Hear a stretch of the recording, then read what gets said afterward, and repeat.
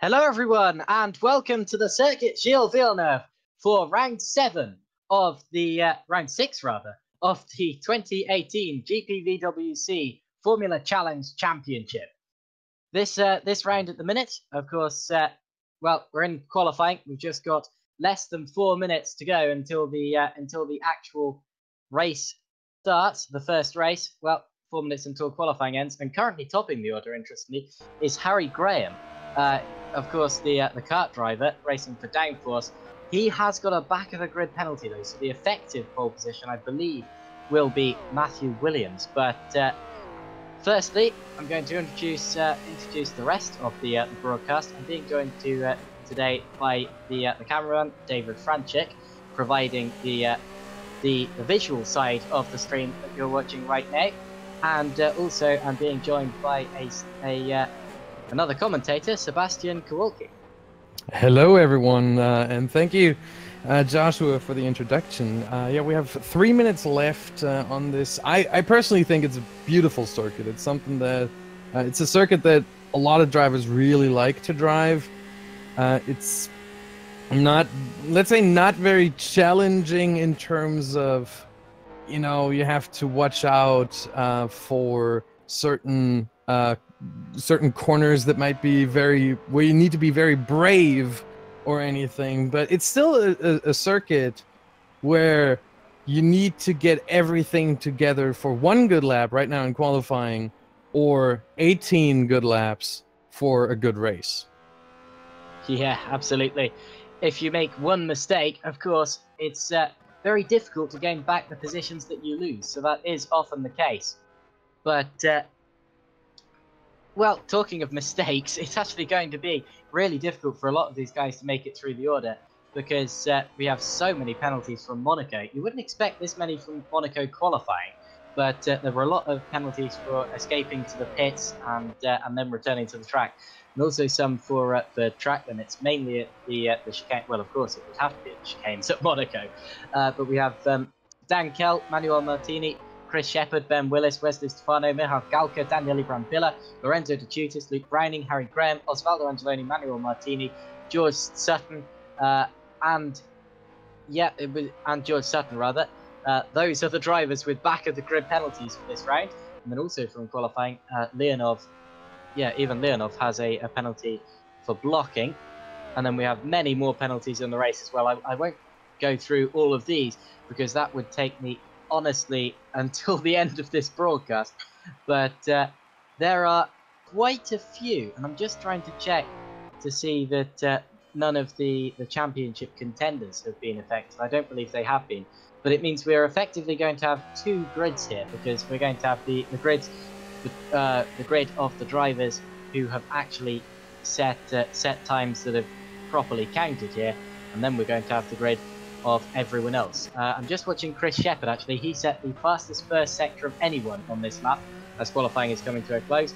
And, well, he's currently only just over a tenth off Graham at the top of the order. And, in fact, he improves his lap but doesn't move up any positions. Still in 4th place with the top 4 drivers being separated by just over a tenth of a second.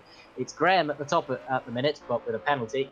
Williams in 2nd, Butcher in 3rd, Shepherd in 4th, and then Luke Maguire making a return in 5th position. So that's the order so far, and it's great to see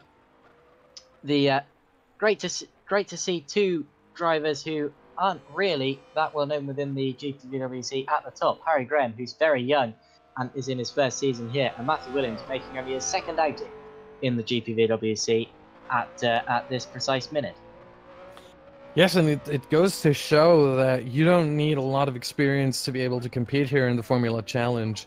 If you have the speed, you can easily put yourself right at the top. If you have the talent, if you have the will, if you have the ability.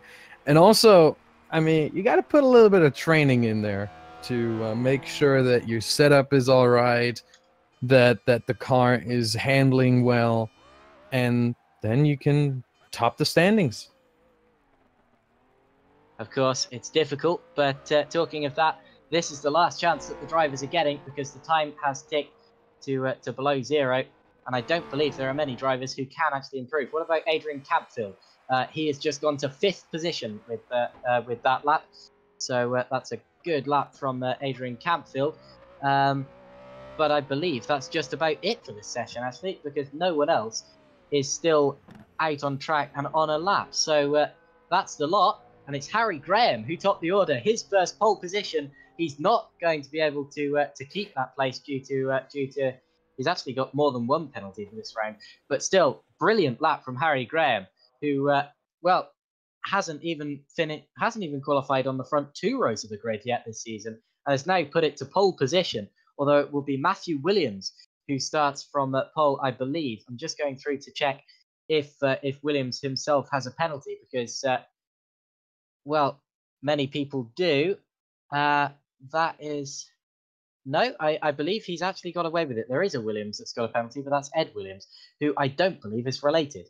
So we have 2 Williams on this grid today, and yeah, and I don't believe that they're related, but I might have to inquire about that after this event. But whatever the case, it's Graham at the top, followed by Williams. Chris Butcher, our championship leader, in 3rd place. Chris Shepherd, 2nd in the championship, in 4th place. So our 2 championship contenders, main championship contenders, are going to be right together at the start of this race, separated by just 10 points after Monaco. Don't you forget, Shepherd gained back a lot of points due to Butcher having a bad weekend. Campfield is 5th, followed by Maguire in 6th. Then it's Browning, Leonov, DeChutis, Yunt, Choda, De Los Rios, Pinches, De Vos, Andrzejewski, Adria Marissa, Early, Clip, Sutton, Zibinski, Stefano, Galka, Hammer, Muru, Davison, Williams. That's Ed Williams rather than Matthew Williams, who has qualified 2nd. Then it's Foster, Willis, and Kell. I'll have to go through the order again later on, because that's not the final order due to all of the penalties, but that's what it's like for now. I should also point out how successful the new Academy series has been, because the 2 drivers who won their seats for this race on last Tuesday, so a week ago today, by finishing 1st and 2nd in the newly created Academy Series event, have actually just qualified 7th and 9th. So 2 drivers within the top 10 coming from the Academy Series. It just shows that this has really worked with getting new talent into the GPVWC, wouldn't you say? Yeah, and not just that. If you look at Adam Pinches, who finished 3rd in the race, he's qualified on P13, so still inside the top 15. And if he can reciprocate that result in the race or in the races, he would get points. 13th place gives you 3 points here. So yeah, we did get a lot of talent. We did get some new talent. Lorenzo De Chutis got basically a new job from the Academy after one race, after winning the race, now with Bluvas TR Motorsports as their primary driver. That's why Adam Pinches is participating here as the third from the Academy race. He's still got a seat because De Chutis does not drive for the Academy team. He has a cockpit now with Bluvas TR. Yeah, of course, Pinches was given that seat after De Chutis found a main seat with TR Bluvas. So Pinches was drafted in for the other Academy car, and yeah, he's just qualified in the top half of the grid. So I'd say this Academy series has been a massive success. Yes, and the next race I think is going to be May 29th, if I'm not mistaken, at the Red Bull Ring. So for everyone who's watching right now and who wants to maybe participate, you know, to have a chance to have a shot maybe at one of those cockpits here as well. The race, the registration is open. You can join at every time, or at any time rather. And yeah, it's just very easy. Just go to GPVWC.com, and I'm pretty sure you'll find all infos there. It should be very easy to find out. I should point out you will have some tough competition. I mean, I'm in it, and I managed to finish 18th in the race last week, so you've got to look out, I tell you. That's why you're on commentary, Josh. You're a mean one. Anyway. I know I am. I'm sorry. 18th in the top half of the... No, it isn't. I'm missing my maths.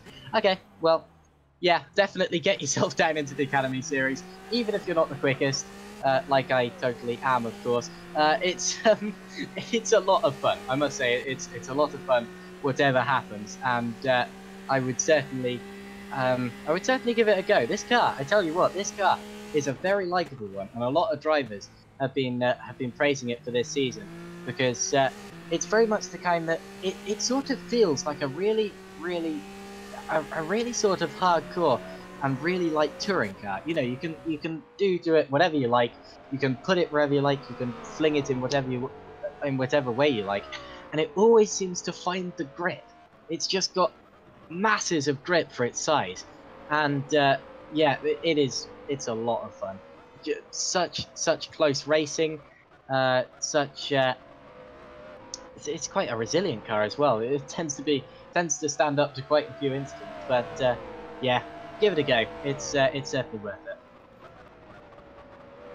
Yeah, I unfortunately I wasn't able. I wanted to, but I wasn't able so far to give it a go myself and just find out how the car behaves, how it works. I do have my fair share of experience in terms of sim racing as well. I mean, I'm a bit old, you know. I'm 25 years old, and I didn't do any sim racing for 2 years now. But back in the olden days, as I like to say, I had my fair share of experience, and I really love to, you know, take this car out for a ride, as they like to say, and I'm probably gonna do that over the week, just so I'm prepared, you know, for the next Academy race, which hopefully I'm gonna be a part of again in at the Red Bull Ring in Austria. Fantastic.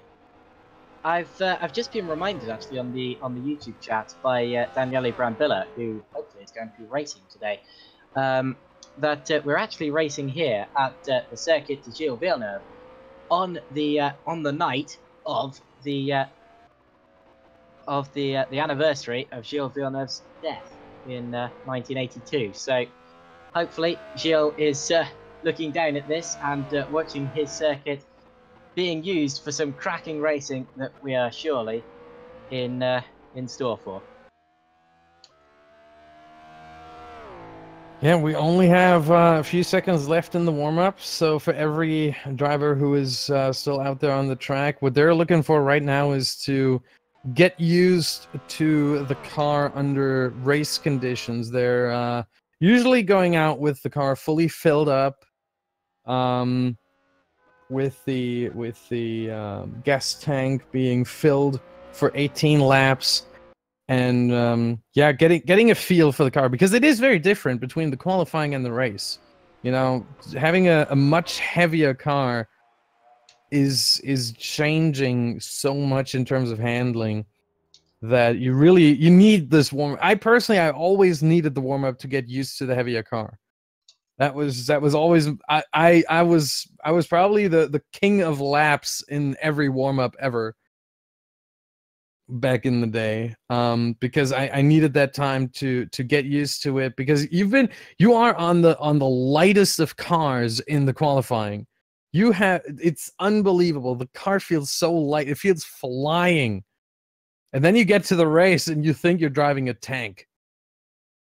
Yeah, absolutely. I find the same thing, especially with a single seater like this one, because they're so sensitive to setup, to fuel, to tire wear, to everything. Really. You know, every little change affects them. That's why I'm terrible in them. It's because you need to really be on top of how the car feels and how it's going to react, and you have to judge it at every single corner a lot of the time. And that's where you need these little warm up sessions. I've often found that in a race or in a race event with 2 warm up sessions, I go for the first warm up session just to kind of get used to the car and things like that. But the second warm up session after the first race, I always find is a good time to sort of, you know, rest your heart rate a bit from the first race, especially if it's been a tough one, and then of course you go out in the second race with Formula Challenge, of course, on the same amount of fuel, seeing as both races are just as long as each other, and yeah, it's a very different story. Yeah, it certainly is. As we are waiting for the warm-up to finally end and the race to commence. It's taking a little bit of time, apparently.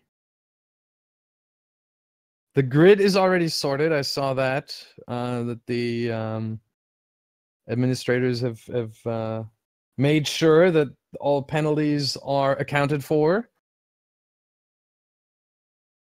Yeah, and there are many to add, I'm afraid to say. I really would love to talk to someone in DC about how they actually calculate that, because to me this is wizardry. Like how the penalties are added and who gets to be in front of whom. I don't understand it. Well, of course, we have a very dedicated DC team that is disciplinary committee, not commissary, although the drivers might say that it is. But yeah, very dedicated disciplinary committee. There you go. Who will judge every incident fairly and are very strict on track limits in qualifying, and I'm glad they are. I think that's a very good thing, because you find a lot of leagues who are very much like, you know, they say that they don't tolerate track limits, and then they let everyone off, and before you know it, people are just straight lining chicanes. And then when you pick a driver up about it, they go, well, everyone else is doing it. This stops that from happening, and that's fantastic. If you judge every track cut so strictly that that no one gets away with it, it's just fair. You know, it's just fair. You set the laps within the lines, and therefore no one can complain when they made the mistakes, and they should have well acknowledged that their lap wasn't fair at the time. Yeah, some of the worst things I've seen, I absolutely agree. Some of the worst things I've seen over my time was when the rules were not applied equally. You know, it's something that you don't want to see. It's something that demotivates drivers. Not just, by the way, not just the ones that are negatively affected by it, also the ones that are, you know, that are basically let go for an infringement, even though they committed an infringement of the rules, because they think, well, what if next time the rule's going to be enforced on me but not on someone else? And so what you see. Yeah, I need to turn down the sound for myself. Yeah, I got baffled. I'm sorry. What you see a lot of times then is that drivers say, you know what, I'm dropping out of the league, or I'm not driving anymore, or they just silently drop out. And it's not happening here. Yeah, well, it's very absorbing, I tell you. I mean, when you get into a project like this, like sim racing in general, it does take up a lot of time, and it's not for everyone. But that sort of competitive environment is what these young drivers want to get at. And to be honest, even though I'm not the quickest, I personally absolutely love it, and I know that a lot of these guys do as well. And Formula Challenge is a great place for that because the grid is so large and so competitive that you can really go for it sometimes. Anyway, away we go on the formation lap, so it's a good time to run through the actual grid order. I ran through the qualifying order, but the actual grid order is surprisingly different due to all of the penalties. So, of course, before it was Harry Graham on pole. Now he will be starting all the way down in 29th position. I'm afraid that's a big shame. But, of course, it's just from a mistake he made at a previous race event. So it's going to be Matthew Williams starting on pole here, followed by Chris Butcher, our championship leader, Adrian Campbell, David Yunt, Sandeep Choda, Miguel de los Rios, Adam Pinces in 7th position, the academy driver. Fantastic. Bart DeVos in 8th position, Thomas Andrea Marissa in 9th, followed by James Early, making out the top 10. Following that, Matthew Klipp, Ivan Leonov, Brano Muru, Ed Williams, and Brett Metcalf make out the top 15. Remember that it's the top 15 who score points at the end of this race. Outside of the points and making up the remainder of the 31 drivers we have here are Luke Maguire, Balint Hammer, Tom Davison, Dominic Foster, Chris Shepherd, who is second in the championship, don't forget. So look out for Chris Shepherd starting in 20th position and hoping to make his way through the order here. Daniele Brambilla is 21st, followed by Lorenzo De Cutis, Pavel Andrzejewski, Matthias Jabinski, Wesley Stefano, Michal Galka, Dan Kell, George Sutton, Harry Graham, our original pole sitter. Look out for him, starting from 29th on the grid. Now, certainly don't overrate him for a good result, especially in race 2, if he can make his way through to a good position on the reverse grid. Ben Willis is 30th, followed by Luke Browning in 31st, and that makes out the top 20 or the 31 drivers who are present at the Circuit de Gilles Villeneuve today. Yes, and we are getting close to the start-finish straight again, so very well done for you there on getting all the cars in. I mean, the lap is only a minute 20-something long, so you basically only had 80 seconds for, what was it, 30 cars, 31 cars? 31 cars, yep. So, well done. But now we got the final drivers coming through. Luke Browning as the 31st and the final driver now through the last chicane. So yeah, the drivers are just lining up at the back of the field. We're waiting for Luke Browning. Although he is one of the quickest drivers, he's going to be lining up at the back due to many penalties, and he stops his car in the slot now. So we're just waiting for the starting gantry to start lighting up ahead of Matthew Williams at the front of the field. Matthew Williams looking at the lights from inside his Cenobite Motorsports car. Here they come, and when the marshal waves that green flag and the lights are out, we will be underway, and it's go at the Circuit de Gilles Villeneuve in Montreal. So Matthew Williams has the inside down into turn 1. Look at Chris Butcher looking at the outside. He's not able to hold on, and Matthew Williams leads through turn 1, followed by Butcher, Campfield, Yunt, and Choda. It's absolutely the same in the top 5, and Ed Williams has spun. So Ed Williams, he just came together with Luke Maguire. Well, it looks like Maguire hit him up the rear, but we'll wait for the stewards to judge that themselves. But anyway, Matthew Williams leading the race out of turn 7. And Butcher is certainly not going to be letting him get away. And look at Yunt having a look at Campfield as well. He went to the inside. I think Campfield went defensive quite early there just to try to break the toe of David Yunt behind him. And he's kept 3rd place for now, but Matthew Williams is going to lead us down into Lepingle for the first time. Now we've got a long straight. Let's wait for the slipstreaming to occur. They could all be side by side by the end of this. Yes, and you see the two Sim Inc. Red Arrow Racing cars, Butcher and Yunt, really going for something. Butcher might actually, Butcher might try. Williams is taking the inside here, going defensively. This chicane is not for 2 cars, and so Chris Butcher sticks back, stays behind Williams, but maybe now he has the look in turn 1. Williams No, again. very wisely defends to the inside, and Butcher was not able to stick his nose in. Of course, the final chicane, not a place for two cars, as I said. You need to get yourself pretty much all the way ahead of the other car into that chicane to make sure that you can get round the outside, and no one tends to pull it. I tell you what, that's been a very, very clean start. All 31 drivers have got through the first lap without pitting, and barely any of them have even... In fact, no one has dropped properly behind the field. Williams has already made up 2 positions after his spin. So that could be the cleanest start I can actually remember to a Formula Challenge race. Fantastic. Yes, this is what happens when you have 31 drivers who are all very disciplined, who know that the race is longer than the first corner. You have 18 laps, and if you have the ability that you can just you can take your time and you can find positions in the meantime over the laps. And so yeah, this is absolutely fantastic to see, even though there has been, I think, an incident with Luke Browning and Ed Williams in the hairpin. Yeah, yes, there was. Browning left his braking a bit late and went into the back of Williams, but anyway, they're still running. And again, Williams goes slightly defensive into turn 1 from Butcher, but still no move there. He's certainly holding him off. Look at 10th position now. Even Leonov going defensive from Andrea Marisur.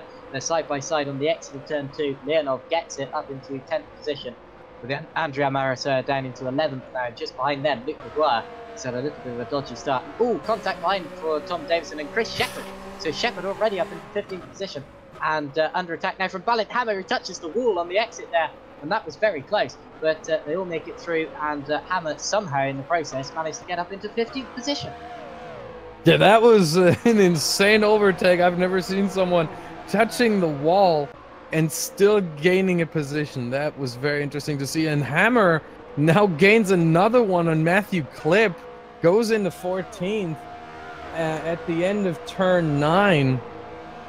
Can he hold it here through the hairpin? He can. Ooh, behind, we've got some more, and there's a bit of contact. I think Stefano ran into the back of Dominic Foster there. And there was a bit of a chain reaction going on, also involving Lorenzo De Chutis, who kind of managed to clear that. I think there was a slight touch, but more or less he cleared that situation and is in 18th place now. Well, our first proper incident, of course, involved Luke Browning. He's been into the pits. Also, I believe Daniele Brambilla just had to straight line the chicane. He did indeed. He went side by side with Harry Graham down into the chicane, and obviously neither of them wanted to give way. Brambilla doing well to avoid proper contact, and over the escape road he went, losing, I think, 2 positions out of all of that. But yeah, Browning, our first driver who's had to make a pit stop due to damage, but still all 31 drivers still running, and it's Williams from Butcher, from Campfield, from Yunt, then it's Choda, Dallas Reals, Pinchers, DeVos, Early, and Maguire, who are the top 10 drivers after almost 4 laps of this race. Yes, and it seems like that the field, at least at the top, is a little bit sorted right now. That doesn't have to mean anything. Again, the race is pretty long, 18 laps. With just 3 laps in, there's a lot of time left. There are a lot of laps left, but for now, there doesn't seem to be a lot of racing right at the top, but that can all change in a heartbeat. Problems again for Luke Browning. He's just been into the pits again, and that could have been a penalty for possibly... Well, it could have been a stop-go for possibly speeding in the pits last time. I didn't quite see it, but it's a common mistake, and he's now a lap down and well and truly behind the rest of the pack. So our first hampered driver is Luke Browning today, but still quite a clean race, and that's great to see. I'm still looking at the battle for the lead though, because it hasn't come out to more than a second's gap this entire race so far. So, well, Matthew Williams obviously still looking in his mirrors, and Chris Butcher still going for it, but no opportunity has properly presented itself quite yet. Of course, Williams, or no, Butcher will be getting the DRS now. He wouldn't be at the start of the race, but seeing as this is after lap 3, Butcher can open the DRS on the straights, and he is doing that right now. Of course, you can open the DRS when you're within a second of the car in front, and it just removes some of the drag from your rear wing, which makes the car much more slippery through the air and much faster. And now let's watch Sandeep Choda, because he had a much better run than David Yunt out of that final corner. And well, actually, he looked closer than he was. I think it was just because he was stuck behind the gearbox of Yunt's car. I thought he might have a little look down turn 1, but no such thing was able to happen. Lorenzo De Chutis is making up a position on Matthew Clipp. That's for 16th. He runs it a bit wide, and there's contact. They bang wheels through turn 2. They bang wheels again and again and again. Look at that. They made contact about 4 times there, and Clipp's still not giving it up. He's going for a dive. Look at that. They bang wheels again and again. And Clipp is, well, I think he touched the wall there, and he's now going to come under attack from Matthew Graham. These two are fighting so hard, and they're not even within the points. Whoa, Clipp chops off the nose of Harry Graham's car. Well, not chops it off. Graham still got a nose, but it was very, very close. And Graham now going to the outside. This is for 16th, 17th position, remember. So even though they're outside of the points, they bang wheels again, and they're in the gravel. My word. And Clips in the wall. They're all in the wall. Look at that huge crash. And around and over goes Rano Miru. 2 rolls. He stops in the middle of the road. Let's face it, we saw that coming. Yes, we did. And now we have a spin there by Wesley Stefano. And he's losing, oh my God, he lost 7-8 positions. Loses another one to Brett Metcalf. That was not what he was hoping for, but now we got a fight going on with Andrzejewski, Zubinski, Clip is there, Brambilla is joining in, Foster is there, Galka, and Dan Kell. This is a pack right there, and the only one who really left this behind is our #1 driver from the qualifying, who went back in the grid because of a penalty, Harry Graham. And the leaders were side by side. I didn't mean to interrupt you there, but the leaders went side by side through turns 1, through turns 2, through turns 3 as well, and 4. Wow, they were so close there. This was about 20 seconds ago, but we had a real squabble going on for the lead there, and we didn't even see it. But you can tell Butcher is still attacking for the lead. And look at Adrian Campfield. He is right with them and could well get involved, as could David Young behind them. That is certainly not over. And look at De Los Rios and Boss side by side through Lapingle. And De Los Rios gets that. He's now just behind Adam Pinchers, who's just got past him, I think. So Pinchers up into, and the leaders. And Butcher is going back to the outside. He tried that on lap 1 and it didn't work. But now he has a good run out of the final corner, and he might well slipstream into turn 1. Look at this. He's going to the outside. Williams defends the inside. And if Butcher can hold on there, I saw it happening in the FSR race at the weekend. Williams gets slightly sideways. Butcher has the inside line. He's going to take the lead. And Chris Butcher takes the lead of the race. That's a great move. Matthew Williams drops to 2nd, and he tries to break the toe of Adrian Campfield's car behind. And, wow, Chris Butcher has taken the lead of the race. Yes, and I was looking at the fight between 6 and 10 still, between Adam Pinches, Bart DeVos, James Early, Miguel de los Rios, and Luke McGuire. And de los Rios had to cut the last chicane because, well, he didn't really get any kind of space from Adam Pinches right there. And so what he had to do was take the safety exit, so to speak. And because of that, he lost 2 positions, fell back into 9th, lost the position to Bart DeVos and to James Early. But now this fight has also a bit settled for now, that is. But I don't think we've seen the last of this one as well. We've just had an incident. Ben Willis has been into the pits. He's lost his front wing after an incident with Ed Williams. And, well, he's... Actually, how did he lose his front wing out of that? Because he hit the wall rear on. I'm wondering whether it was the actual incident initially with Williams, but that doesn't make any sense, seeing as he got clipped on the other side of the tyre. It looks as if the front wing just suddenly decided it didn't want to be there anymore. But whatever the case, Luke Browning's in the pits again. So Browning really struggling here today, and something is obviously not right. Yes, and a few seconds ago there was a double spin by Ed Williams and by, give me a second here, by Michael Galka. Both out of turn 9. Galka lost his front wing, and that was very weird to see. They spun completely independent from each other, but Well, that's both in the weird. same corner in the same lap. That was very, very weird to see. Ed Williams retires after this. It's both of the Schubert cars, I tell you. So, unfortunately, Schubert just having no luck here with Williams and Galka spinning and hitting the walls. And both retiring now. Sorry to interrupt, but both retired now. Oh, Schubert having the most dreadful day, and and the leaders again. Williams pulled out of the slipstream with Butcher there, and that was close. But well, now actually might be about to do a Butcher on Butcher because he gets a good exit. And look at this chain of about 5 cars because Yunt and Choda are really not that far behind, as well as Campfield in 3rd. But Williams not quite close enough to Butcher there down the straight like Butcher was to him last lap. Oh, very sideways from even Leonov there for 11th position. That was a close one. I'm just looking further down the order to see all of the battles coming through. There's a big chain from pretty much 17th and behind, and that goes almost to the back of the field, discarding the cars that have had incidents. But well, I don't think we can really take our eyes off the leaders here because Williams is still very close to Butcher, and well, could he have a move down into Lapingle?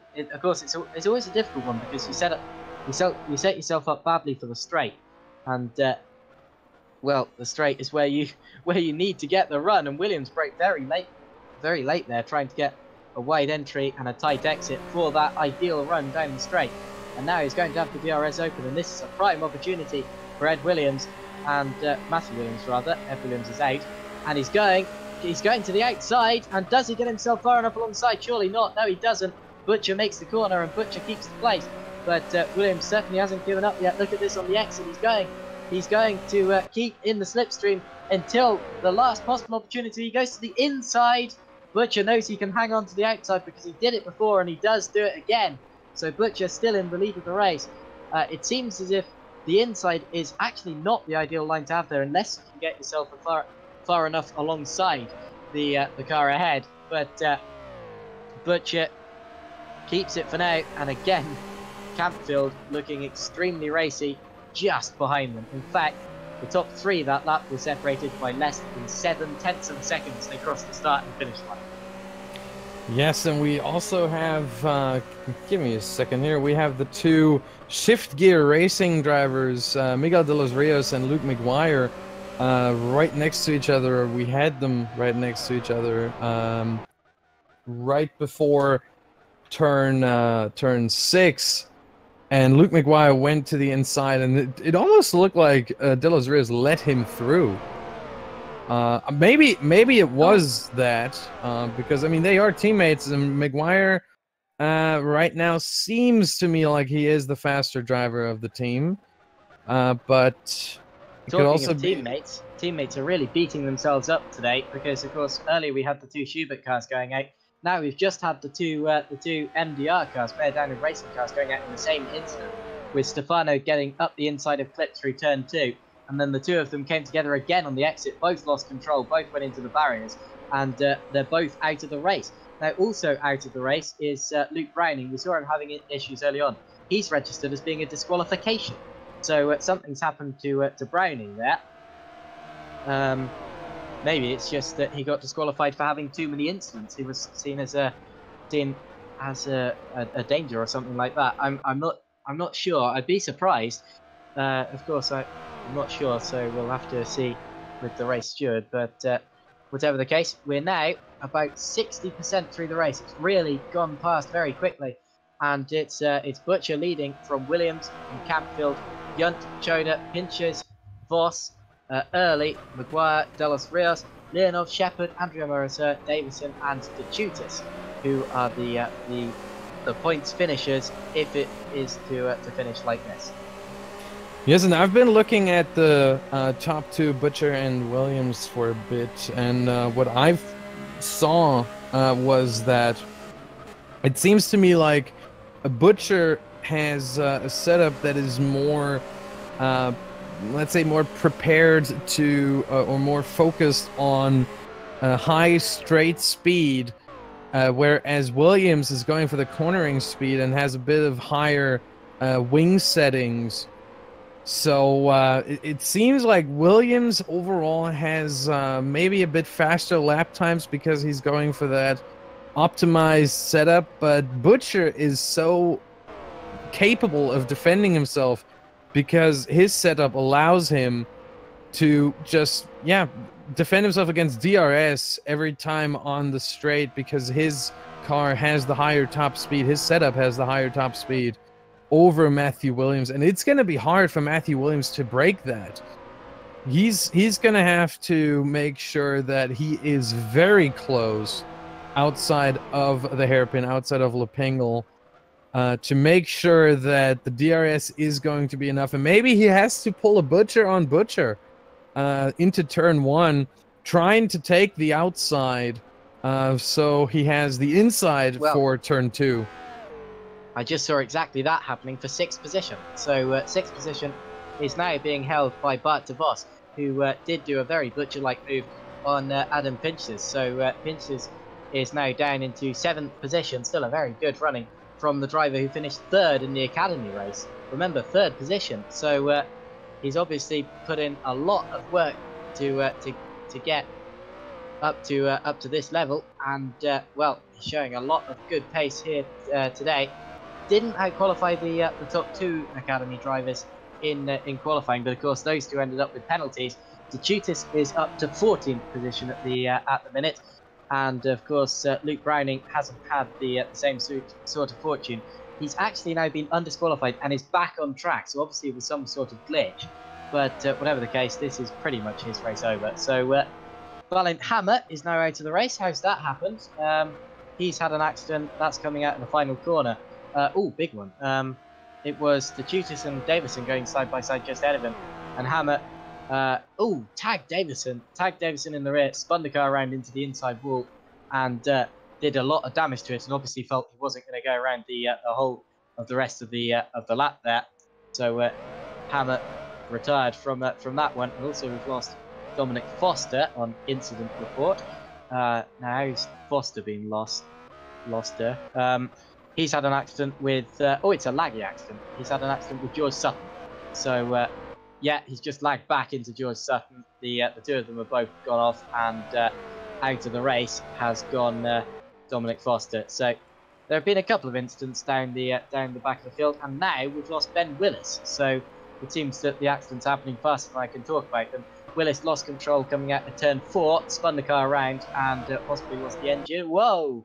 Leonov very nearly hit him there as Willis was a lap down, but just managed to avoid him, and that was very, very close.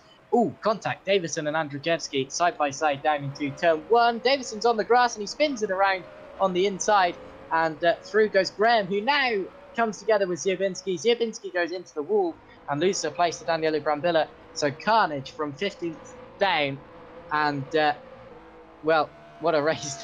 What a race that was. Yes, and it's not over. This race is not over yet.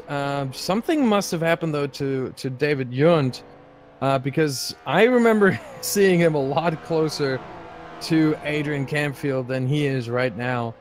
He must have made some kind of mistake, and yeah, he did. That was in turn 3 and 4. He's almost spun the car, just held it. That was close, but lost a lot of time there, and now has almost 2 seconds to Adrian Campfield and to the podium. And Downforce UK has just typed fastest lap for Luke Browning. Do not doubt him. So Browning obviously has the pace here. He's had a couple of incidents so far in this race, but obviously he has the pace. And fastest lap, I don't believe is worth a point in this series like it is in some others, but still it's worth bragging rights, and that's what Luke Browning, the young Ginetta Junior racer, is getting from this. Remember, Luke Browning has actually won a couple of races in the Ginetta Junior Championship so far this year, and that's a real racing championship. So obviously can race a simulator and a real car. You get a very different sort of feedback in reality, but talented all round. He just needs to get it together in terms of a race distance. Yes, and Matthew Williams in second place is closer again to Chris Butcher. I think he's too far away right now to try a move into the chicane, but maybe he's got just the perfect distance to stay behind Butcher and get a good exit out of the chicane. He might do just that. I think he's still a bit too far behind. Let's see how he fares into turn one. Maybe he pulls a Ricciardo, but no, he doesn't. He doesn't go for the dive bomb here.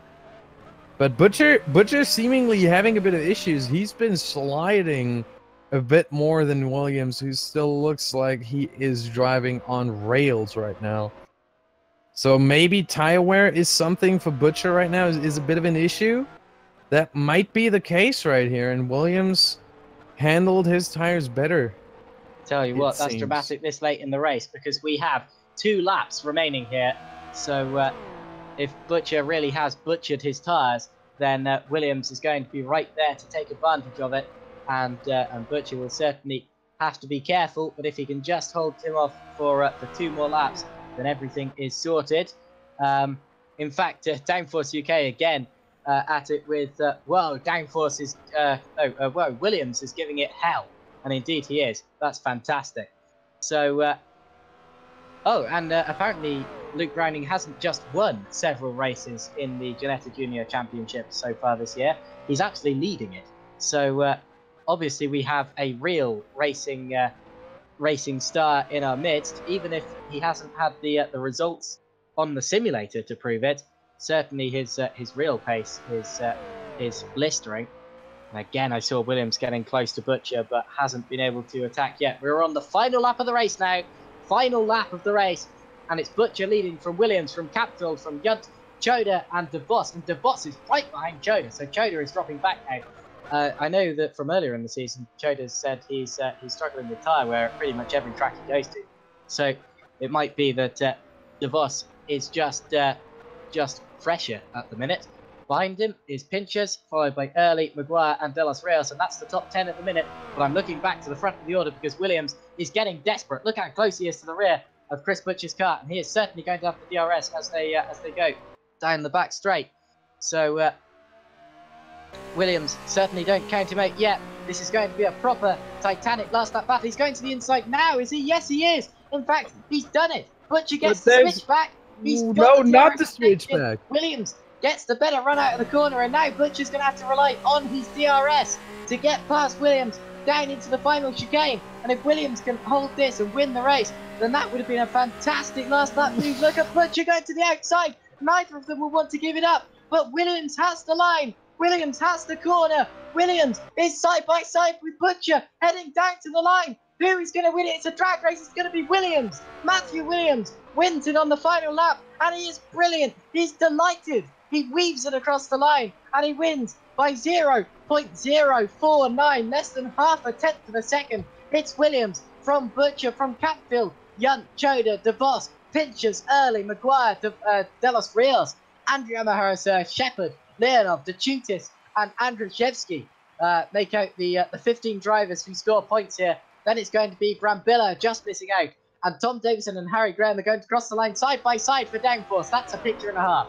So Downforce, although they haven't had any points in this race, and they have a huge crash after the line, which doesn't really matter seeing as they finished the race, but still, yeah, that also makes a picture but for the different reasons. But despite Downforce not scoring any points here today, they certainly had the pace, with Harry Graham, don't forget, scoring outright pole until the penalties were applied.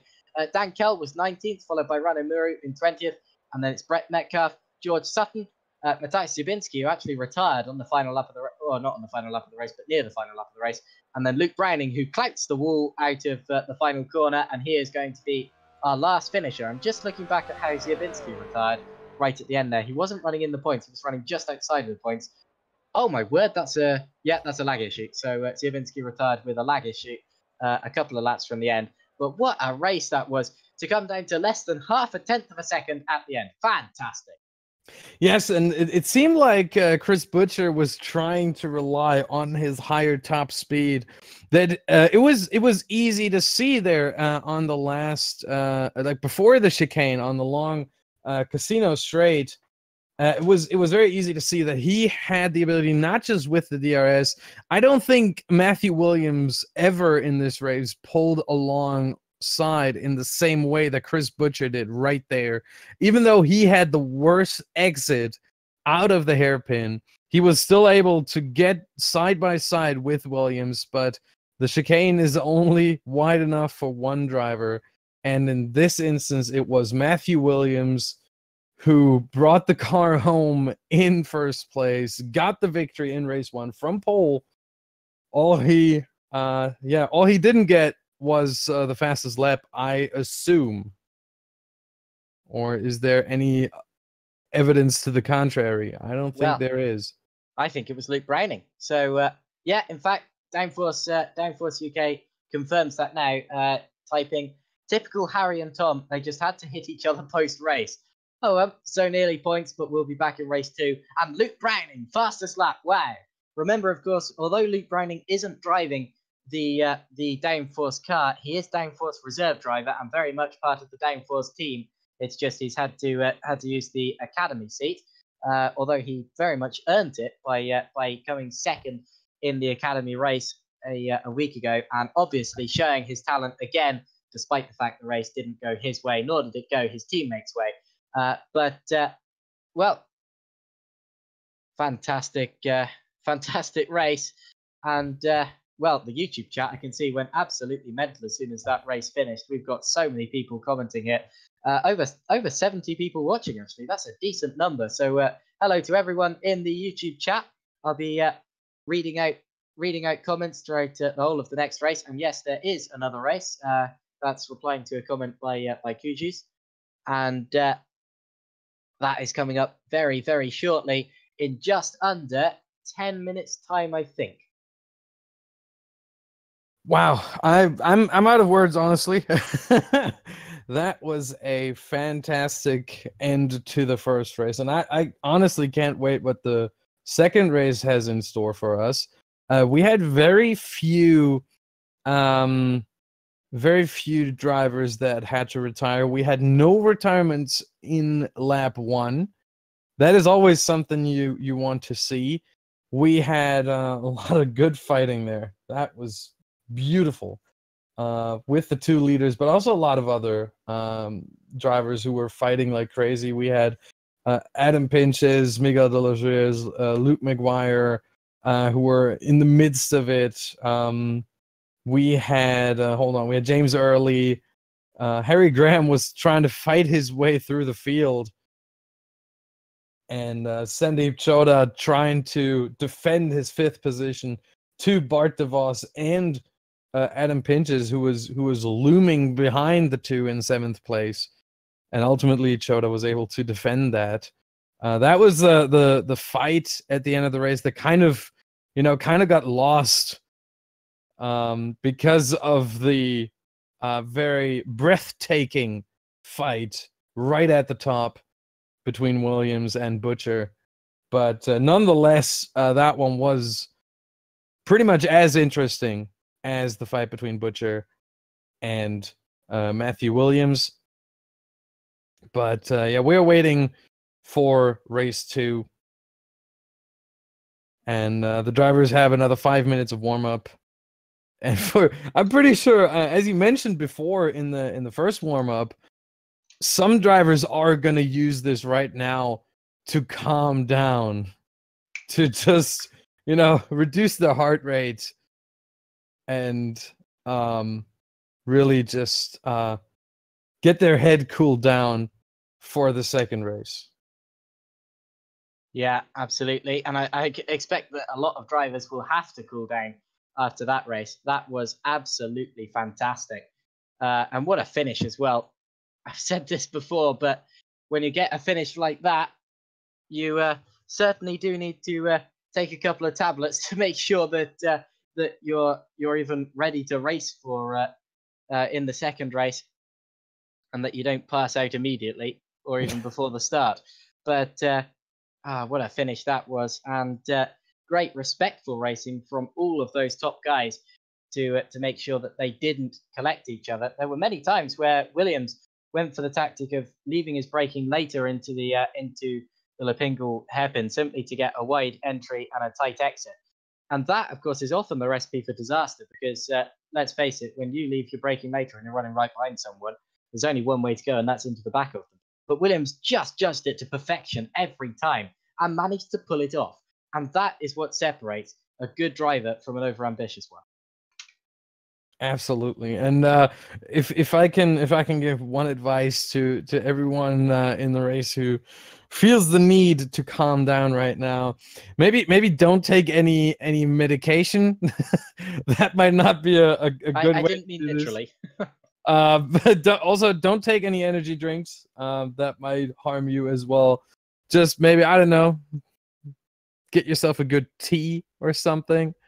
Or just, just go away from the computer for 2-3 minutes and just calm down. That always worked for me. When you need to calm down, when you need to, lower your heart rate and get that adrenaline out of your system, just go away from the screen, walk a few meters or yards, wherever you are, whatever system you use. And then you go back and your head is cool, calm down, and you can race a second race. Now we're just waiting for the reverse grid number to be drawn. Of course, the drivers who finished from 10th position to 15th position in that first race have the chance to start from pole position in race 2. It's all down to what number is drawn. And then that number of cars is going to be reversed at the front of the order. So that means if the number picked is 15, for example, then the starting order will be exactly the same as the finishing order from the first race, except the top 15 will be reversed, which means that whatever happens, you're going to have some quick guys having to fight through several cars, and that always provides some really good entertainment. And often you see more kind of incidents, more overtakes, more just generally more action in race 2, and it doesn't feel artificial a lot of the time. So let's wait and see what this one will be like. Of course, no one has managed to win both races so far this season. We've had a couple of people getting close. Well, actually, we've had one person getting close. Chris Butcher getting double podiums on 2 occasions, and that was at Australia and Barcelona with the second and the first. But no driver has been able to pull it off yet. It's happened in previous seasons, of course. I believe Maciej Młynek managed to pull off quite a few last season on his way to the championship. But whatever the case, it's all about just picking up as many points as you can from everyone involved. Yes, and since you mentioned double podiums in the same event, in the 2 races of the same event, there was also David Jund in Spain who got 3rd and 2nd in the 2 races. So it's not just Chris Butcher. There's also Philip Koenig in the Australian race who got 3rd both times. But yeah, maybe we're gonna see the first double win tonight. That would be interesting. But yeah, I think that Matthew Williams is gonna have a hard time accomplishing this. He's gonna start from 12th position, so apparently 12 was the number drawn. Right, so I'm just looking back on the stream to see who that puts on pole position, and it's Chris Shepherd. Oh wow, so Chris Shepherd, second in the championship coming into this round, had a penalty on the grid, and that meant that he started a long way back, managed to recover it to 12th position, and now he's got pole position. That's perfect for Chris Shepherd, and Chris Butcher will be looking at that, and his heart will be sinking. So Shepherd will be on pole. Of course, remember, he has to translate that into a good result, so it's not all over yet. But second is going to be Thomas Andrea Marasser. Third will be Miguel de los Rios. Fourth will be Luke Maguire, and then will be James Early, Adam Pinchers, Black DeVos, Sandy Choda, David Gunt, Adrian Campfield, Chris Butcher, and Matthew Williams will have to start from 12th position. I can't wait, honestly, to see the jokingly made corruption accusations against the random number generator. Because that luck for Chris Shepard and that bad luck for Chris Butcher, you can't script that. Honestly, you cannot script that. This is absolutely amazing. 12th position means that basically Chris Shepard and Chris Butcher goes into 11th, but Chris Shepard starts from pole. This is astonishing. Well, let's not forget, though, that even though this has happened, race 1, Chris Shepard was losing a lot of points, so it might just be everything evening itself out here. And of course, Chris Butcher stands a much higher chance of finishing higher than Chris Shepard did, as Shepard had to start from in the 20s in race 1, and Chris Butcher will only have to start from 11th. So that means that it's not all as bad as we just made it sound for Chris Butcher. And at this rate, and of course, I'm not saying he will because we haven't seen race 2 yet. Pretty much anything could happen. It's a race 2. But if they were to finish like this, Butcher would still take away more points than Shepard in the championship. It's definitely going to be interesting. At the same time, I saw someone say in chat to Chris Butcher. I don't know if it was Chris Shepard or if it was someone else who was driving in the back. It might have been Harry Graham. I don't even know. I don't remember. But they said it's a war zone back there, which I find an interesting take on this. So, as you said, it's race 2. Everything can happen. It could also happen that Chris Butcher is in a very bad position back there at 12th and might be involved in some kind of kerfuffle, which might force him, in the worst case scenario, into the pits or even out of the race. Everything is thinkable. We don't hope it, obviously, but we know how those races go. It's always a possibility. One that we never hope for, but it can happen. And Chris Butcher has to be very wary of that. So we're away now on the formation lap for race 2. I'm going to run through the full grid order. I ran through the top 12 before, but it's Chris Shepard on pole position here. Remember, second in the championship. Came into this round just 10 points behind Chris Butcher. Lost a lot of points in race 1. Now he has his chance to take at least a little bit of revenge. Thomas Andrea Maharasur is in second position, followed by Miguel de los Rios, Luke Maguire, James Early, Adam Pinchers, Bart DeVos, Sandy Choda, David Yunt, Adrian Campfield, Chris Butcher, Matthew Williams, our race 1 winner, will have to start from 12th position, just behind our championship leader Chris Butcher, who is 11th. 13th is Ivan Leonov. Has he just run through the gravel? Yes, he has. So Ivan Leonov has been off the road on the formation lap. And that's always an embarrassing one. You get all sorts of dirt on your tyres, and well, you just look a bit silly sometimes. So he's going to be feeling a bit embarrassed now. 14th position is Lorenzo De Chutis, followed by Pavel Andrzejewski, and then it's Daniele Brambilla, Tom Davison, Harry Graham, Dan Kelt, Ranu Muru, Brett Metcalf, George Sutton, Matthias Sibinski, Luke Browning, Ben Willis, Wesley Stefano, Ed Williams and Michal Galka make out the 28 drivers, so we've lost 3 somewhere. But 28 drivers are going to take the start here, and I've read out their names as they're making their way to their grid slots. Chris Shepard will start at the front, and he is just approaching his slot now. He's on the start-finish straight, and this is the point where the drivers start to really get tense and anticipate the start of this race. And it's very much the calm before the storm when you stop on the line and you wait for the drivers at the back to make their way into position, and then you see the lights and everything changes. Look at the grid slot. Look at the grid position rather for Chris Shepard. He's angled himself right across to defend from Andrea Marisser at the start. He wants to make absolutely sure that he's leading this race by the time they get into turn 1. That's a very aggressive angle, but we often see that from the pole sitter. Yeah, it's a very smart move. We've seen that, I think, in the Academy race as well, with the pole sitter, trying to basically minimize your way to turn one. It's a smart move by Chris Shepard right here. Now we're just waiting for the lights. The marshal has the green flag ready. And here they come. Here come the lights. So we have 4 and 5. And now there are none. And away goes Chris Shepard to the inside. And it's a good start for Miguel de los Rios, who might get second. Indeed, he does. Whoa, he goes for the lead. He certainly caught Shepard by surprise there. But Shepard keeps the lead of the race. And I believe we're all through turn 1 cleanly. We are. And it's Shepard leading from Miguel de los Rios. And then Andrea Maricero is side by side with Luke Maguire. Maguire's trying to hang on, and he does hang on. That's oh wow! And there's contact. Andrea Maricero gets sandwiched against the barrier, and Pinches is coming from 4th, and 2 guys clogged the wall through turn 5.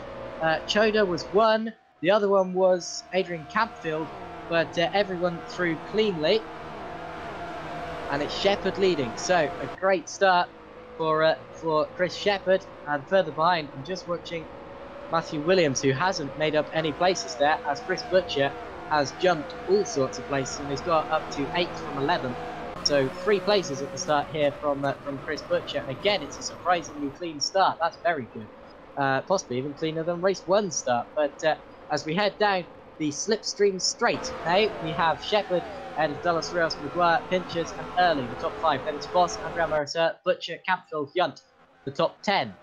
But this all looks like it's going to change. Early's under attack from DeVos. DeVos has to back off there. It's close, but had to back off. And looking further down, side by side for Leonov and Williams. Leonov stays ahead just. In fact, gets ahead there. So Williams loses a place to his Cenobite teammate. Although he's having a look up the inside. So there's 2 Cenobite cars going at it. No team orders there, obviously.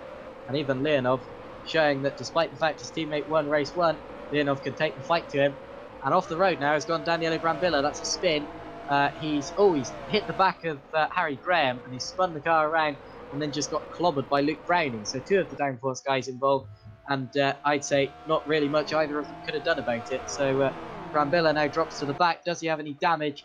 I can't see any, but further up, Maguire has already caught the back of De Los Rios for seconds, and 2 shift gear racing cars right with each other. And this looks like Maguire is going to go to the inside of De Los Rios. De Los Rios can't really defend much, and Luke Maguire goes up into 2nd position as Adam Pinches had a look from the exit at Miguel De Los Rios, but he's going to have to settle for 3rd for now, except that we've now got the DRS. And nope, not yet, right? It's still the end of lap 2. It's taking another lap until they get it. Oh, yeah, no DRS. I meant slipstream. And Harry Graham has had a spin. So Harry Graham has spun out to 17th position, and his weekend goes from bad to worse. In fact, touched the wall there. I don't think there's going to be any damage, but certainly going to be damage to his race, because he is now down in, well, he's dead last. So Harry Graham, oh, he's in the pits. So, well, that's that for Harry Graham. And Ben Willis has crashed. Now, oh, it's with Brambilla. In fact, there's a couple of guys involved down at the final chicane. It looks as if, oh, we tagged the back of Ziobinski and spun into Galka there. So Galka's been off, as has Stefano, and also Sutton was caught up in that. And Brambilla, whoa, he got his head taken off. My word.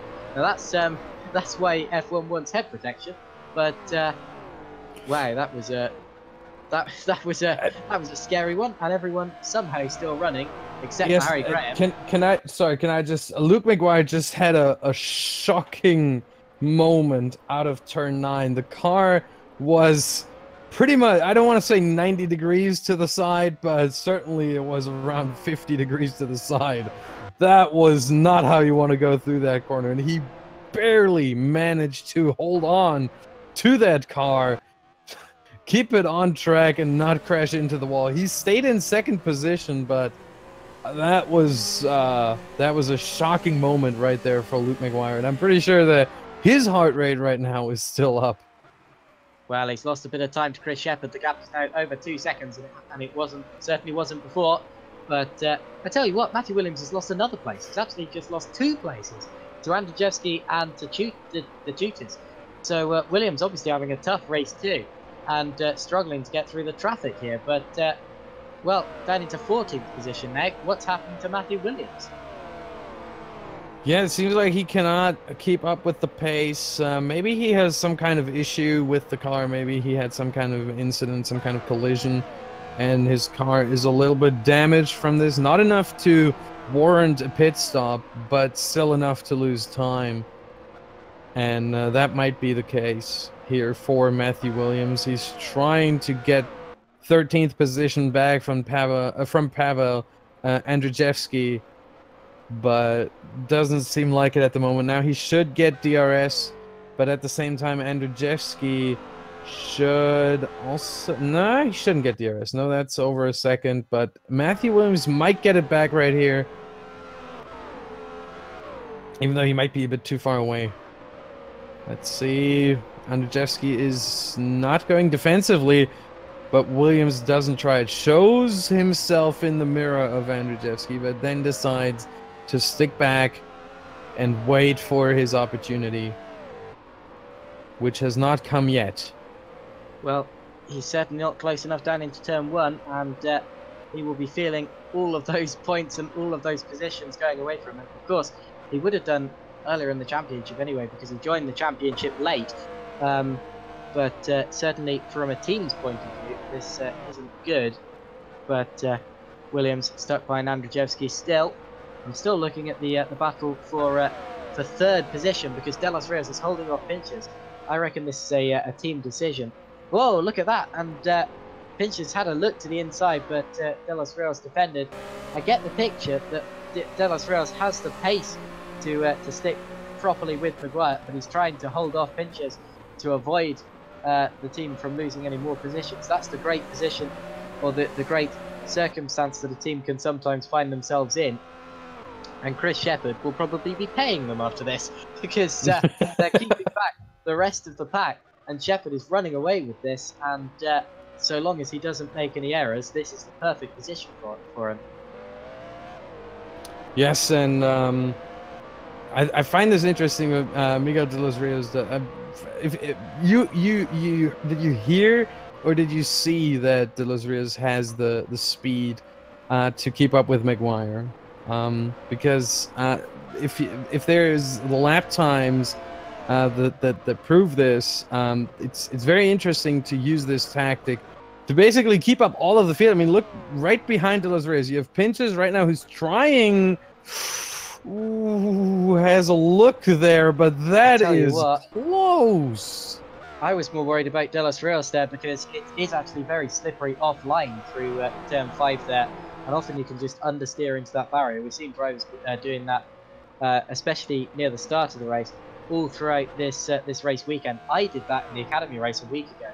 Ended up losing it on cold tyres there on the very first lap of the race, and I ended up without a front wing. But it's an easy mistake to make, I'd like to think. Well, De Los Rios didn't make that error, but I was wondering whether he would. Now, into the DRS range again goes Pinches. He's too far off. He's too far off to attack right here. But look behind, Early and DeVos side by side. Early, whoa, keeps the position on the outside, but DeVos still with him. Oh, big clout of the wall in the background. I believe that was the tutors. But DeVos now to the outside, and doesn't get himself far enough alongside Early to take that position. It certainly seems to be a good place to go to the outside, but you need to get yourself further along. And DeVos wasn't able to do that this time around. But yeah, there are battles wherever you look up the front of the order. Maguire's getting away a bit. De Los Rios versus Pinches. Then you have Early versus DeVos versus Andrea Marisol versus Butcher versus Campfield versus Yunt versus Leonov. They're all there. The tutors is right behind them as well. Then you've got Andrzejewski with Williams and Browning. They're all running together.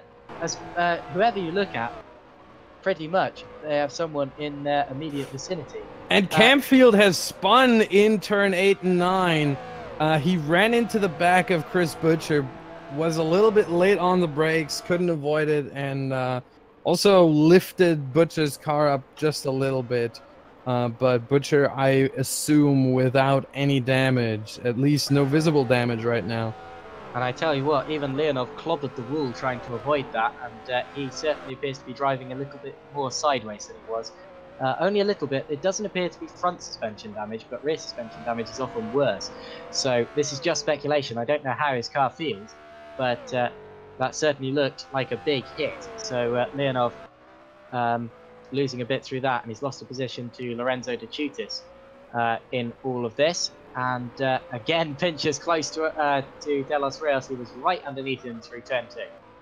Yeah, close was an understatement. He was right in his gearbox right there, because De Los Rios slid in turn 1 and into turn 2, lost a good amount of time there, which allowed Adam Pinches to gain most of the gap. Let's say 95% of the gap, and just come up right behind De Los Rios. And if he had chosen a different line, he might have even had a look side by side with De Los Rios, but he couldn't switch his line at the last second there, wasn't able to do that.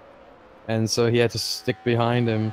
But now with the DRS, maybe Pinches can go for something. That it's still a bit far away, but maybe at the end of the start-finish straight, there might be an opportunity for Pinches.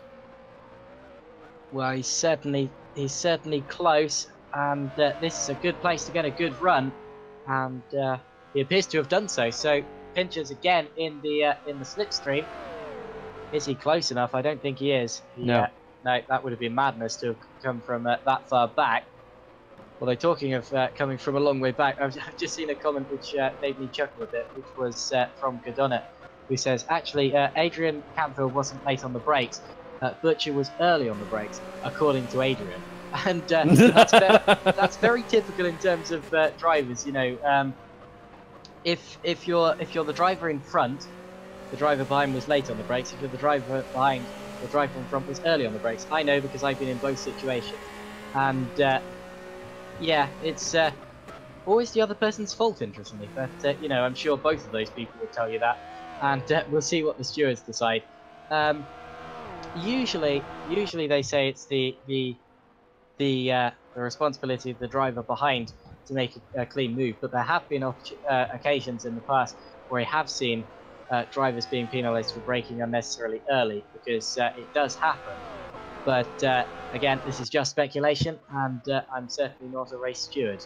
I'm just looking back now because we've had a retirement from Ben Willis, who retired as well in race 1. So Willis is having a bad time. It was down into turn 6. He got 2 wheels on the grass as he braked, and spun the car around and backed it into the gravel and into the barrier, and that was it. And that was that. Possibly lost the engine again. So 26. Sorry to interrupt. We have a fight for 12th place right there. Pavel Andrzejewski hit the wall of champions, and Williams spun.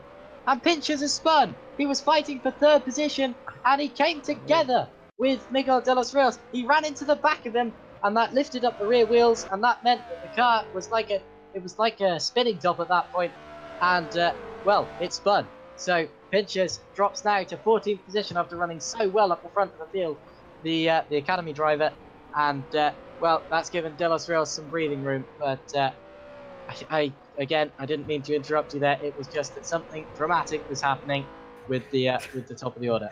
That's absolutely fine. No need to apologize. What I was talking about is that Matthew Williams and Pavel Andrzejewski had a little fight in the same corner where Adam Pinches spun, and it's all started with Andrzejewski as Luke Browning overshot the hairpin massively, almost ran into the back of Matthew Williams and Pavel Andrzejewski, but managed to avoid it. But Andrzejewski ran into the wall of champions just a little bit, just, you know, touched it a little. As we have an engine failure by Lorenzo De Chutis, who goes into the pits. His engine blows up.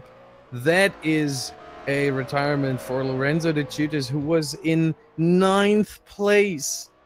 That is absolutely heartbreaking. And there's a large fire coming out the back of that car. That's yeah, looks like it cut out. Whoa, it cut out kind of midway down the straight. That's an interesting one. But oh no, it wasn't quite in the braking zone, but something happened and the Dutis is out of this race. And for the Academy race winner, that's a big shame. He certainly deserved that seat. Oh, contact between Brambilla and Metcalf. They've come together at turn 2. And, well, Metcalf will well, they'll both be feeling very disappointed about that. But neither of them lost the position. I'm afraid they're quite a way down after various other little collisions and incidents in this race already. And that's just insult to injury as Williams gets up the inside of Andrzejewski, and they're still side by side for 10th. I just saw Chris Butcher as well getting through into 6th past Andrea Marasser. That happened last lap. So a position has been gained for our championship leader. Yes, and, I'm looking right now at Bart de Vos in 5th. He is awfully close to James Early, and he has been close to James Early for the past few laps, but he hasn't found a way around him, past him yet. I'm very interested to see what he tries next to finally get that 4th position that he has pretty much been fighting for the last, I would assume, 5 to 6 laps. The time is kind of running out on him. We're almost 2/3 through the race. We're in lap 12 of 18. So at the end of this lap, 2/3 of the race are over. So he's gonna have to find a way to get around early, and maybe even De Los Rios to secure himself a spot on the podium. Now, Carisu166 points out something very truthful, which was that Lorenzo went from 6th to neutral to 1st in terms of the gears at top speed. And that sounds to me like a software glitch of some sort, because no driver does that. So whatever happened, that's the end of the race for Lorenzo De Chutis. Now I think we should go back to watching the battles further up the order, because again, yes, Early and De Vos is side by side for 4th. De Vos is on the outside, and he's going to keep it. So we'll get the position. I was holding my breath there for a second, because again, 2 cars do not fit through that chicane, and so it didn't look like De Vos had the position, but Early also stuck a little back and decided, you know what, I'm not going to try to force anything here. So very smart driving here from James Early as well, to rather give up the position and secure 5th, and a very good points finish here as Butcher runs into the back of Early. That was not what he was intending to do, I hope. I'm pretty sure. But that was unfortunate for both of them, because they both lost time, and now De Vos has gotten a bit away, together with De Los Rios in 3rd and 4th place. Oh, and into the wall hard in the background went Ivan Leonov. That's the 2nd time this race he's done that at that corner. The first time he was trying to avoid a spinning car, and this time he might just have increased any damage that he already had, if he had any. But needs to stop doing that, because that'll hurt. But anyway, Early now coming under attack again from Butcher, and in fact in front of them De Vos might have a go at De Los Rios here. He's got the DRS open, but I think the immediate threat is Butcher on the outside of Early, and again Early gets past at the same corner a lap later. It's exactly what I was talking about earlier in this race. Earlier I said you can go around the outside into that corner, but you need to be far enough ahead, and indeed, well, we've seen that proven by both De Vos and Butcher there 2 laps in a row, both on James Early, who's now coming under attack from his teammates, Thomas Andrea Marasser. Yes, we have the 2 Royal Blue Racing cars and the 2 Simming Red Arrow Racing cars together there from place 5 to 8. And Yund also there trying to maybe find a way around Andrea Miharisoa. That's a very long name. But you said it better than most people, I tell you that. Thank you. But he doesn't find a way around him just yet. Yund is still looking for that gap that is... Now look at 3rd. De Vos is going to the outside of Lepingle. De Los Rios is going to have to go defensive, and De Vos is getting the switchback. That's how you do it. And they're going to be side by side down the straight briefly before De Los Rios just gets the run. And now it's all down to the DRS. So De Vos really attacking now, and he's going to go to the outside line as they go down the straight, and Butcher just behind him does exactly the same thing. trying to catch DeVos's slipstream. And DeVos leaves his braking later and does get it into the chicane. That was a good one there. Very, very brave. And he gets it. Third place from De Los Rios. And now look at Butcher. Butcher going for a double podium. He's going for the outside. And there's and they touch it. They spin. And wow, they just avoid Bert DeVos. But off they both go. Very reminiscent of Massa and Perez in 2014. But, well, it's interesting how you judge that one. It looks as if De Los Rios just kind of came over and well, Butcher was forced to brake on the line. They both went around, and now Butcher is in 7th, and De Los Rios is down to 12th. There's been a further contact, actually, between Andrzejewski and Leonov. Andrzejewski just stopped his car from spinning around. That was also a close one. But so now Andrzejewski, sorry to interrupt, but Andrzejewski now tries to overtake Leonov, but Leonov defends very fiercely, let's say. That McGuire's crashed. No, that's a brake failure, surely. Yeah, that's a brake failure. No, it isn't. He's been rubbing along. Well, what's happened there? He's come out of turn 9, running in 2nd position. He's suddenly pulled to the left-hand side of the track, started rubbing along the barrier. He's rubbed along the barrier for the entire length of that straight and kept going through Lapingu straight into the wall. So we've lost our 2nd place runner through one of the weirdest glitches or incidents or whatever happened. It's weird, and I don't really know what to call that because I don't know what happened. But whatever the case, Bart DeVos is now up into 2nd position from Andrea Marasser, and well, Luke McGuire appears to have spontaneously combusted. Yeah, it seems like the suspension just broke out of nowhere. Apparently, I do not understand this. That wasn't a suspension failure. That doesn't happen from there. But anyway, but it looks like it. Ed Williams was already out of the race. That was a lag issue. We saw Lorenzo Baciutis with a fire in the pit lane. Adrian Campfield also had a retirement. Well, what happened there? Oh, he had a huge accident coming out of the final corner a couple of laps ago with Tom Davison, kind of crowded him into the wall and over in a big flip went Campfield, not quite upside down, but a lot of air and right to his side, and obviously decided that enough was enough. George Sutton retired. He was out on lap 14 after what happened there? Yeah, losing it out of turn 4. Sorry to interrupt you, but David Yunt is now trying to overtake James Early, sticks back into the chicane, but he was awfully close. And maybe the defending by Early was tough, but you know, he gave him some tough love, but ultimately it was very tough. But James Early holds it. And Yunt decides maybe not this time. He still has almost three full laps to go. We're in lap 16 of 18, so it's still a bit of time for Yunt, and he is close, and he seems to be the faster car right now. And I've just seen the cause of accident for Luke McGuire. He types in the YouTube chat.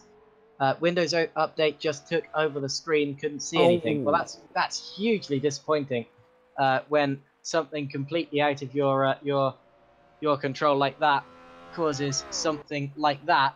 And whoa, huge crash on the exit of turn 9, and again it's Leonov clouting the barrier, and Andrzejewski's been into him, and Luke Browning's been involved as well. So many drivers in the top 10 have been involved in that, and it just looked like Leonov clouted the wall for the 3rd time this race. And obviously no one could avoid him, and actually his teammate Williams got involved but got through very well. He got through pretty much clean. He made contact, but he's up into 7th now. And well, what a race this has been. Utterly dramatic, but as I was saying for Luke McGuire, terribly disappointing. We're now on the final lap of the race with Chris Shepherd leading it from Bart DeVos, James Early, David Yunt and then Thomas Andrea Marasser, but it's not over for 3rd position. David Yunt gets a much better exit than James Early there, but he won't be able to go up the inside into turn 3. That'd be madness. And Early still ahead for now, but Yunt right with him.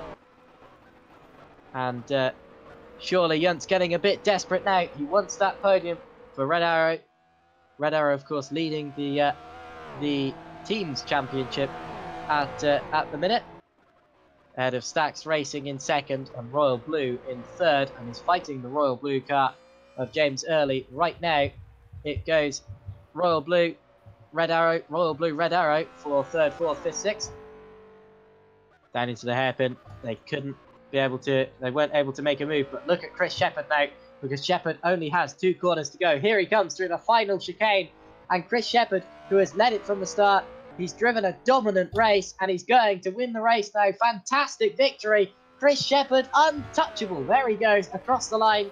And Yunt tries it round the outside, and they collide. They touch, and Yunt keeps third place. And there's also a bit of touching between Andrea Marijosa and Chris Butcher, and they're going 3 wide over the across finish the line. line. Look at that. It was DeVos second, Yunt third, Early fourth, Andrea Marijosa sixth, fifth. Butcher was sixth. Seventh was Matthew Williams, followed by 8th Adam Pinches.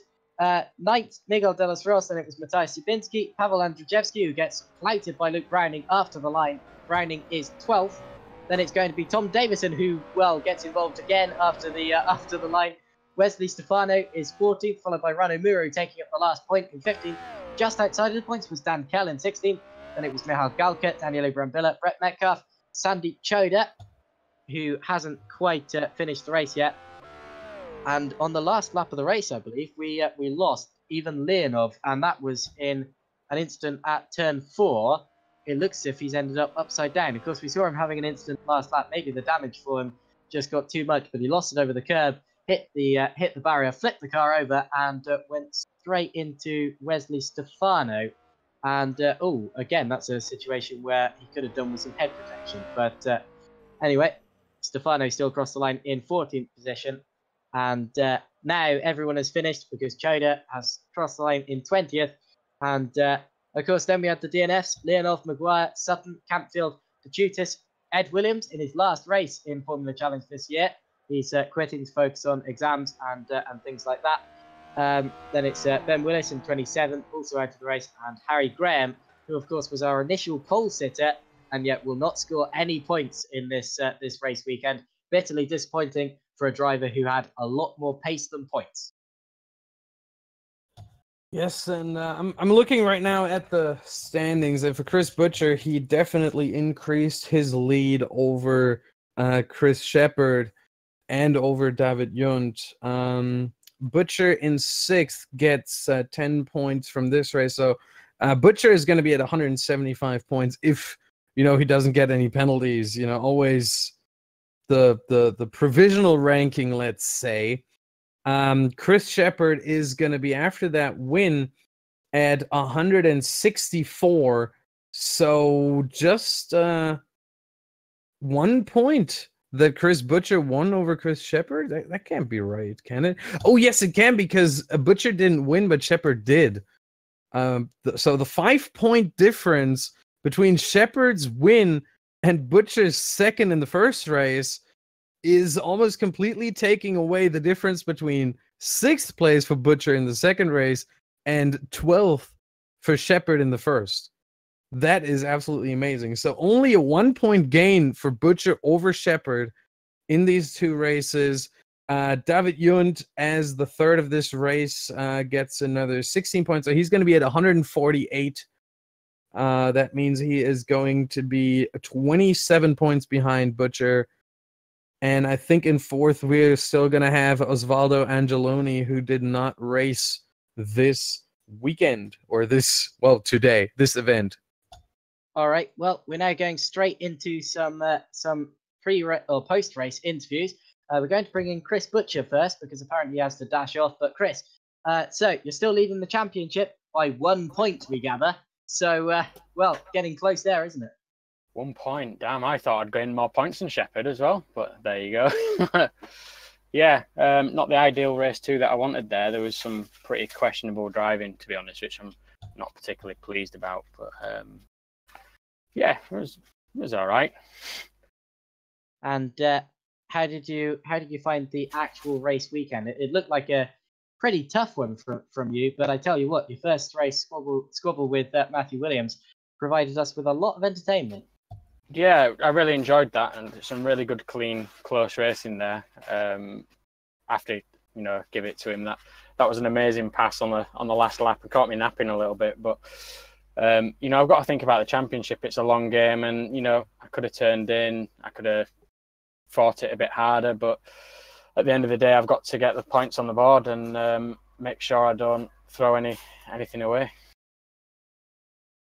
Fantastic. So you were saying that it's all about not throwing away any points the remainder of the season. The next race, of course, is going to be well, where's that? It's going to be in in France. Yeah, in France. So well, it's going to be a new track to the calendar. How do you find it? Are you looking forward to it? Do you think it'll be quick?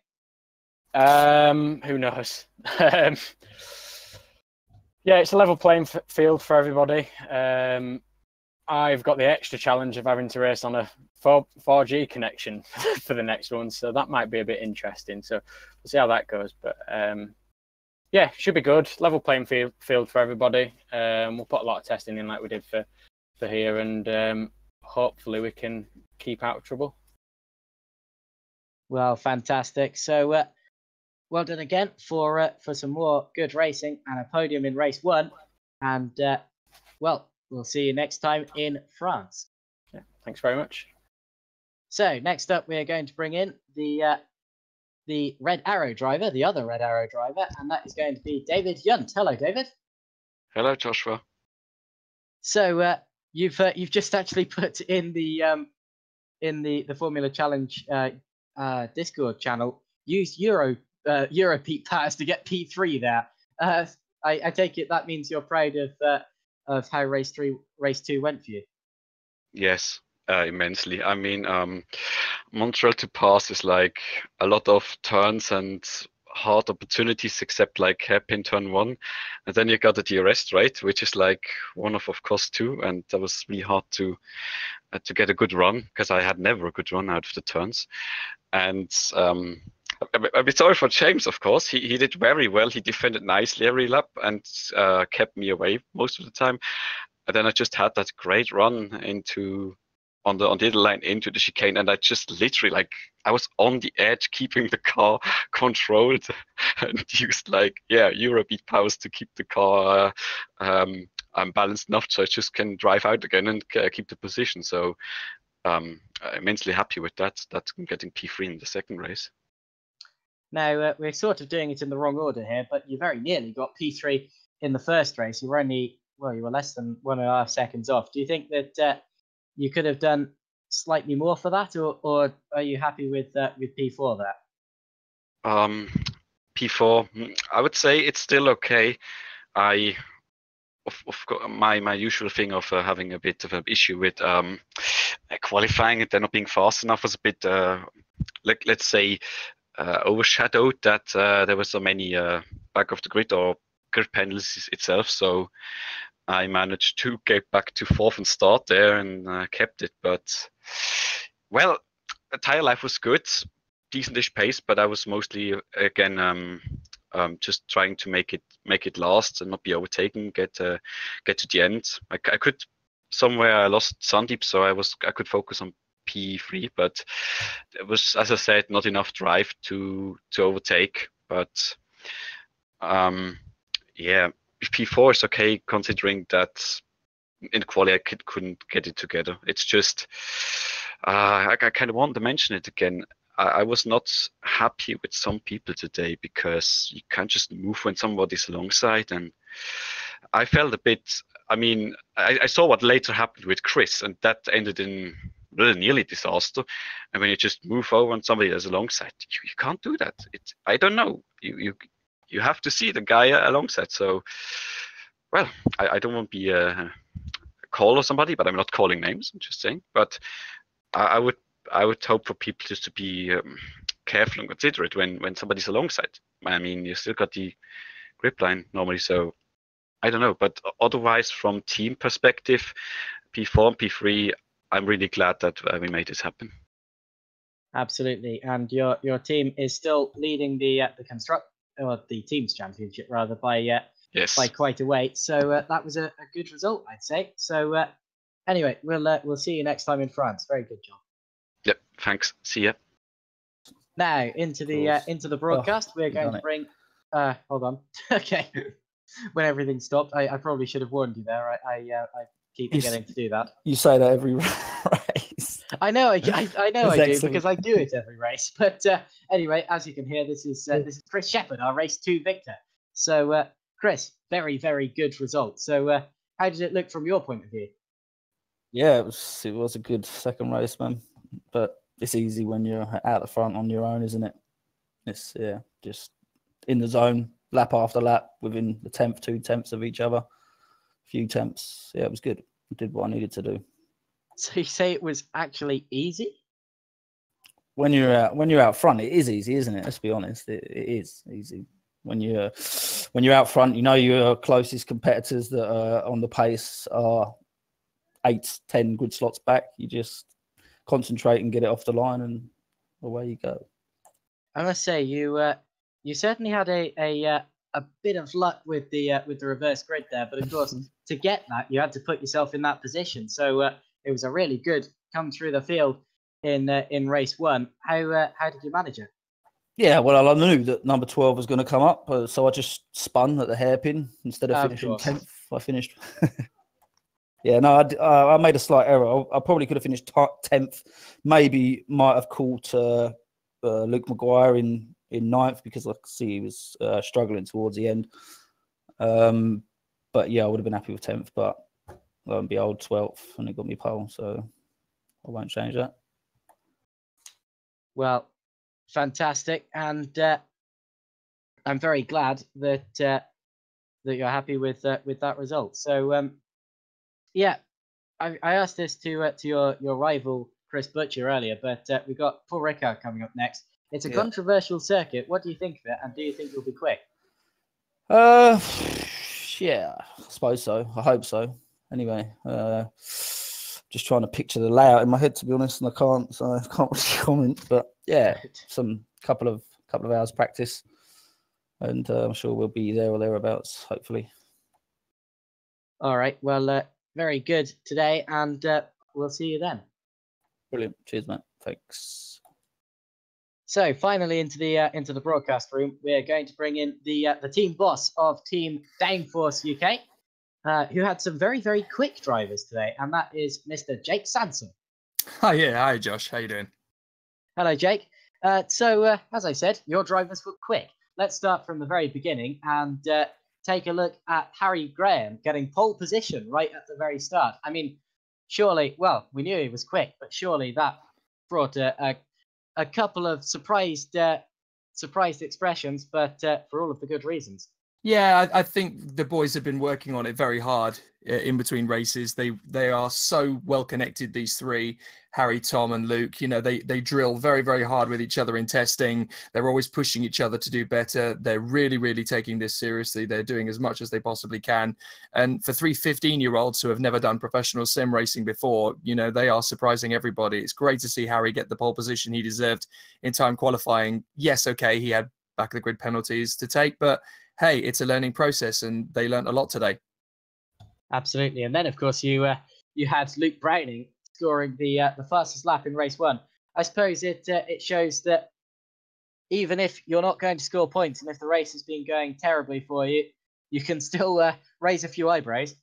Well, that's it. I mean, you learn an awful lot about yourself when the chips are down. A lot of other drivers, when the chips were down, pulled into the pits and retired, but Luke wanted to keep going. He wanted to get better. He wanted to make progress. You know, the difficulty we have at the moment is that we have 3 very young, very inexperienced, very passionate young racing drivers in the team who compete in karting and Ginetta Juniors in the real world.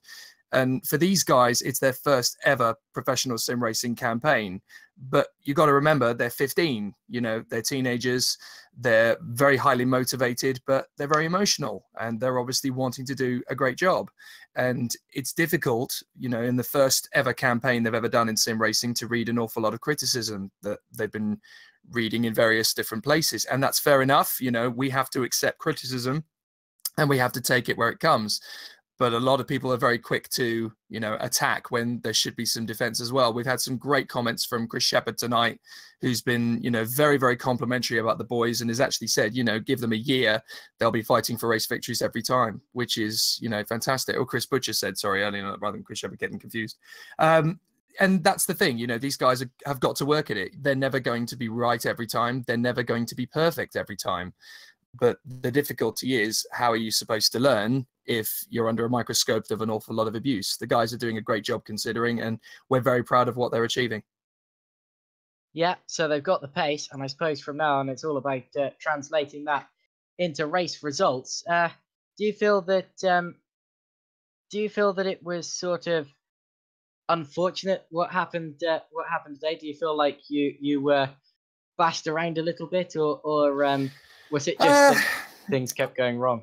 I think it's 6 of one, half a dozen of the other. You know, when the guys are frustrated, they'll go for overtaking moves, and they're still learning how to go about those overtaking moves. I think, you know, if we're being honest with each other, the guys made mistakes, but then they also were victims of other people's accidents. It swings and roundabouts. You know, we're not going to sit here and protest that, you know, we've done nothing wrong in the first 5 races of the season. We have. You know, we've made mistakes. We've made a lot of problems for ourselves, and that's fair enough. You know, at the end of the day, we have to move forward, and we have to improve. We have to adopt, change our strategies, and get better at it. And the boys are doing that. You know, they're taking it on board, and they're doing it with a lot of egg on their face from other people. So, considering how hard they're working, they're never going to get it right every time. I don't know what any of the other guys they're racing against were like at 15. I know I was absolutely rubbish at this when I was 15. These guys are doing an absolutely incredible job, you know, for their age, for their level of experience, for the fact that this is the first time they've ever gone racing at this level. They are absolutely leaps and bounds ahead of what anybody expected. And to be fastest in qualifying and fastest in the race between them, it's absolutely fantastic, and we're so proud. We're not going to win the championship this year. If we win a race this year, that will feel like winning the championship, but we are so proud of what these boys are doing, and anybody who says that, you know, we're not doing well needs to watch the races again, because they're clearly wrong. I tell you what I was doing at 15, exactly what I'm doing now, and that's not getting anywhere near podium. Exactly. So I tell you what, for these guys to be qualifying pole, to be setting fastest laps, you know, they're very, very good, and hopefully it'll translate into race victories later on in this season. But anyway, for now, that's the end of this broadcast. So great talking to you as a team boss there, Jake. Thank you very much. And that's a good time to sign off the broadcast. So I'm going to thank my cameraman there, David Francic, for keeping up with my sometimes mindless ramblings all over the track. My word, you had to probably switch through about 4 or 5 miles of camera there, if you count the runoff areas. But anyway, great job. And also to my brand new co-commentator, Sebastian Kowalke. Great job there.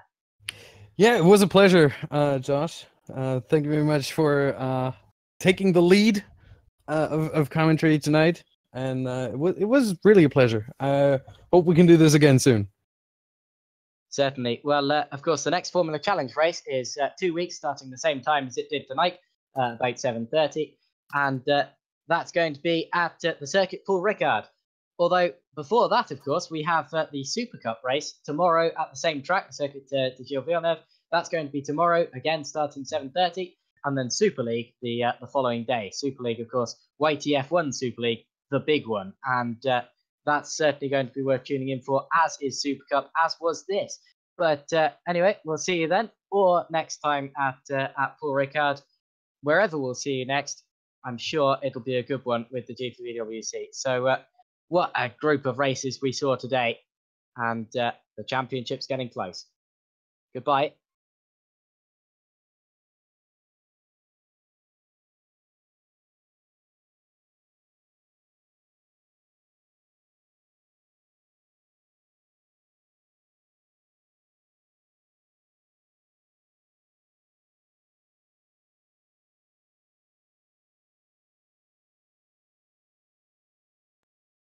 To keep up to date with the latest GPVWC videos, click on the subscribe button, or check out more of our exciting sim racing action by choosing a video. For more information on the league, visit gpvwc.com.